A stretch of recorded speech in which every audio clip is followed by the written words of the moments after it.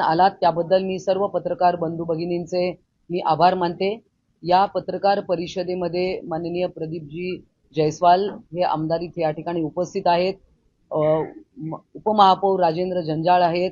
त्यानंतर माझ्या सोबत ज्या उपनेत्या मुंबई आणि इतर महाराष्ट्राच्या विभागातून आलेल्या आहेत त्या सुवर्णताई करंजे आहेत, शिल्पा देशमुखताई आहेत, ज्योती मेहरताई आहेत, त्यानंतर सुलभाताई उबाळे आहेत, आशा मामेडी आहेत आणि आमच्या स्थानिक ज्या नेत्या आहेत तिथल्या आहेत, प्रतिभा जगतापताई आहेत, हर्षदाताई आहेत आणि बऱ्याचशा जणी सगळ्यांची नावं आता घेणं शक्य नाहीये।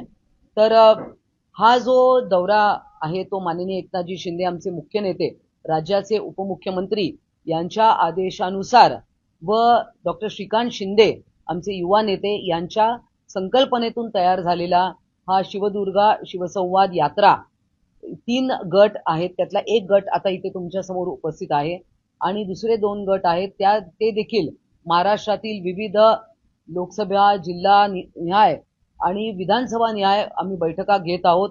आपल्याला माहिती आहे की शिवसेनेमध्ये मोठ्या प्रमाणे लोक प्रवेश करत आहेत।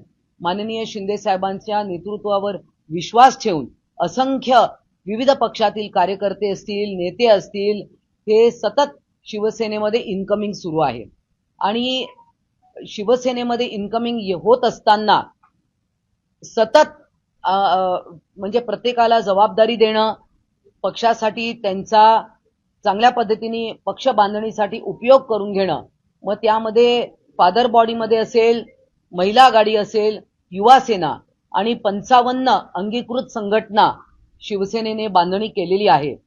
असं होत असताना जुन्या नवीन कार्यकर्त्यांचं त्यांना संघटनेमध्ये सामावून घेणं, त्यांना पदांचं वाटप करणं आणि येणाऱ्या कार्यकर्त्यांना ट्रेनिंग देणं, येणाऱ्या महिलांना मग महिलांच्या ज्या काही समस्या असतील त्यांच्याशी थेट संवाद साधण्यासाठी ही टीम इकडे आलेली आहे। महिलांच्या विविध पातळीवर संघटनात्मक समस्या असतील, त्यानंतर ज्या त्यांच्या काम करतात, नगरसेविका 6 इकडे संभाजीनगरमध्ये आहेत। आपल्याला माहिती आहे की संभाजीनगर हे बालेकिल्ला सुरुवातीपासून शिवसेनेचा राहिला आहे। आमच्या इकडे खासदार निवडून आलेले संदीपान भुमरे, MIM कडे दुर्दैवाने एक टर्म ही सीट गेलेली होती, परंतु पुन्हा शिवसेनेकडे ती आम्ही खेचून आणली आहे आणि यामध्ये महिलांचा मोठा वाटा आहे, लाडक्या बहिणींचा पण मोठा वाटा आहे आणि संघटनात्मक बांधणी यापुढे आमचे पुढचे 3-3.5 वर्ष हे काम अविरत सुरू राहणार आहे। या विविध ज्या अंगीकृत संघटना आहेत त्याच्यामध्ये पण वकील सेल आहे, शिक्षक सेल आहे, डॉक्टर सेल आहे, कोऑपरेटिव्ह मूवमेंट मधले लोक आहेत, अशा अनेक उद्योग आघाडी असेल, बऱ्याचशा आघाड्या आहेत। त्यामुळे या सगळ्या मजबूत करणं, प्रत्येक येणाऱ्या शिवसैनिकाला काही ना काही जबाबदारी देणं, काम देणं आणि शिवसेना ही आता माहिती आहे की मध्यंतरी माननीय शिंदे साहेबांनी इतर ज्या राज्यांमध्ये जी शिवसेना आहे त्यांची पण दिल्लीला बैठक घेतली, ज्या इतर प्रांतातले आहेत ते विविध त्यांच्या बैठका झाल्या। त्यामुळे सतत इनकमिंग सुरू आहे शिवसेनेमध्ये आणि त्या अनुषंगाने ही बैठक जी आहे 2 दिवसाचा पूर्ण संभाजीनगरचा दौरा आम्ही केला, त्यातनं आमचा रिपोर्ट तयार करून आम्ही आमच्या मुख्य नेत्यांना तो देणार आहोत। तर हे या दौऱ्यासंबंधीची माहिती आहे।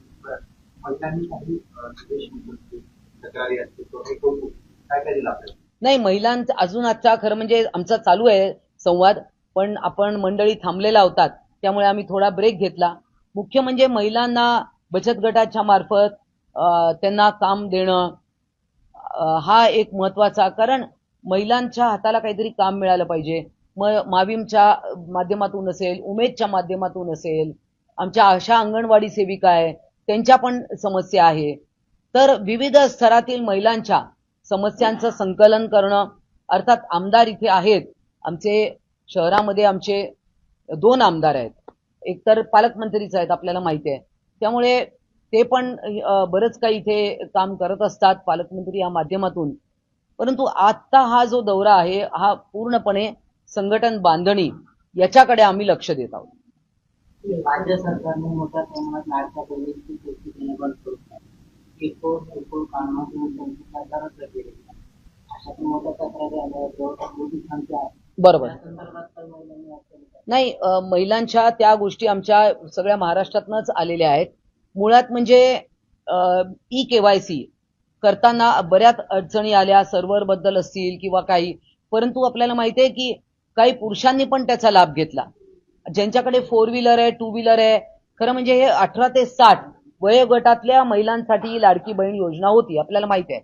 माननीय एकनाथजी शिंदे मुख्यमंत्री असताना त्यांनी सुरू केली. आता असं लक्षात येत आहे की काही महिला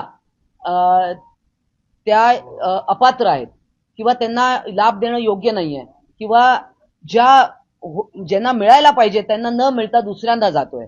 त्यामुळे मोठ्या प्रमाणावर महाराष्ट्र सरकार याची छाननी करत आहे. पुढे नवीन ज्या 18 वयाच्या, ज्या 17 पासून आता 18 वयाच्या झालेत त्यांना याचा लाभ मिळेल. ज्या 60 वर्षाच्या वर झालेत त्यांना लाभ मिळणार नाही. परंतु काही लोक ज्यांना आपल्याला माहिती आहे की योजना ही ज्यांना मिळायला पाहिजे त्यांनाच मिळायला पाहिजे, काही लोक जे अपात्र होते त्यांना सुद्धा मिळत होते. त्यामुळे मोठ्या प्रमाणावर याची छाननी सुरू आहे. परंतु विरोधक जे नेहमीप्रमाणे अपप्रचार करतायत की योजना बंद होईल, योजना अशी बंद होणार नाही हे मुख्यमंत्री आणि दोन्ही उपमुख्यमंत्र्यांनी सांगितलंय. त्यामुळे ही योजना सुरू राहील. फक्त त्याचे जे काही छाननी आहेत ती योग्य प्रकारे झाली पाहिजे, म्हणून काही काळासाठी ई केवायसी थांबले, ते पुन्हा सुरू होईल. यापूर्वी ज्या लोकांनी नाही, त्याच्यावर ज्यांनी चुकीच्या पद्धतीने कारवाई केली आहे, स्वतः मंत्री महोदयांचं आपण स्टेटमेंट ऐकलं असेल की त्यांच्यावर कारवाई होणार आहे. दोन दिवस जे दौरा पडत होते संघटनेमध्ये काही दिसत बदल की महिलांना आणखी त्या नाही, मराठवाड्याची राजधानी आहे, मराठवाड्यात तरावरी कुठे बदल दिले पाहिजे महिलांसाठी. नाही, निश्चितच महिलांची जी संघटनात्मक बांधणी आहे ती इथे पूर्वीपासूनच चांगली होती. आता आमदार साहेब इथे आहेत, त्यांच्या एरियातली पूर्ण बांधणी चांगली आहे. जिकडे आमचे आमदार नाही आहेत किंवा जिथे एक नेतृत्वाचा कुठेतरी अभाव असेल तर तिथे आम्ही पूर्णपणे तिकडे पण बांधणी पूर्ण करणार आहोत. आणि महिला नेत्या आमच्या आहेतच इकडे ऑलरेडी. तर अर्थात कोणाला अजून काही घोषित करण्या आत्ता हा आमचा विषय नाही आहे. आमचा विषय फक्त सर्वे आणि अभ्यास करणं एवढा आहे. आमचा रिपोर्ट आम्ही माननीय मुख्य नेत्यांना दिल्यावर नक्कीच तिथे आम्ही आमचे रेकमेंडेशन्स त्यांना देऊ. निर्णय प्रक्रियेमध्ये निश्चितच बघा, आता सगळ्यात पहिले सुरू करायचं तर उपसभापती महिला राहिलेले आहेत. त्याच्यानंतर महिला आघाडीमध्ये सचिव हे पद पहिल्यांदा मला दिलं.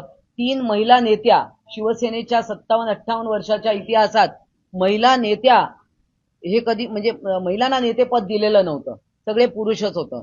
यावेळेला आपण पाहताय मागे पोस्टरवर त्यांचे फोटो आहेत. भावनाताई असतील, नीलमताई असतील आणि मीना कांबळी या महिला नेत्या आहेत. तर हे शिंदे साहेबांनी याची सुरुवात केलेली आहे.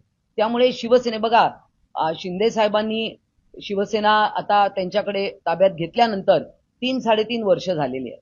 त्यामुळे यामध्ये त्यांनी आमदार खासदार निवडून आणलं, 7 खासदार निवडून आणलेत. सगळ्यात स्ट्राईक रेट जास्ती शिंदे साहेब आमचाच आहे. त्याच्यानंतर 57 आमदार आणि 3 अपक्ष आमच्याकडे आहेत, 60 आमदार आहेत. त्याच्यानंतर ग्रामीण भागात मोठ्या प्रमाणात आमचे लोक निवडून आलेले आहेत. त्यामुळे ही सगळी उपलब्धी एवढ्या कमी काळामध्ये माननीय शिंदे साहेबांच्याच नेतृत्वामध्ये हे शक्य झालेलं आहे.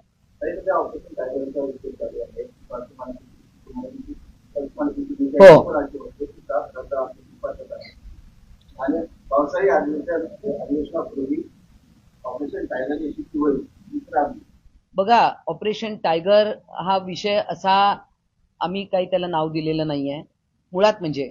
परंतु काही गट जर का आमच्याकडे येणार असतील, आता त्यांना त्यांच्या पक्षात ते आहेत, त्या नेतृत्वावर त्यांचा जर का विश्वास राहिलेला नसेल, दरवाजे बंद करणं हाच विषय असतो. आणि जे जाणार आहेत त्यांना थांबवत पण नाही, त्यांना उलट गेट आउट म्हणतात. मग आता गेट आउट जर का पक्ष नेतृत्वच म्हणत असेल तर आमची दारं उघडी आहेत. नाही, याविषयी मी इथे बोलू शकत नाही. अर्थात तो विषय पण आजचा इथे नाही आहे. आणि बघा, शिंदे साहेबांचे दरवाजे नेहमी उघडे होते. आता वर्षा बंगल्यावर जितके कधी लोक गेले नाही तेवढे 2.5 वर्षाच्या काळामध्ये वर्षा बंगला कोणी पाहिला नव्हता, तो लोकांनी सामान्य जनतेने पण पाहिला. त्यामुळे आमची दारं खुली आहेत.